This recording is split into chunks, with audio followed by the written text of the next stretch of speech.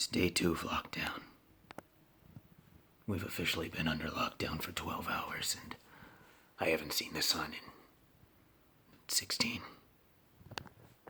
I've looked outside, and good news. I saw more birds today. I think I counted like 32.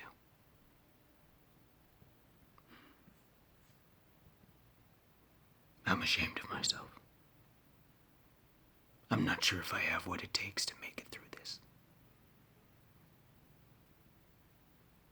I broke into my candy rations today, and I ate all of them. All 3 paydays, all 2 Snickers, and the entire pack of Twizzlers. I'm ashamed. What kind of a glutton am I?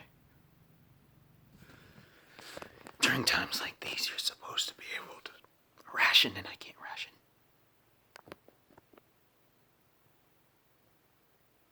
I'm not gonna make it. And so I'd like to say to my family, I tried. I made it to day 2 at least. I'm not sure how much more I'll make it. I'm not much sure how I make it. But I love you.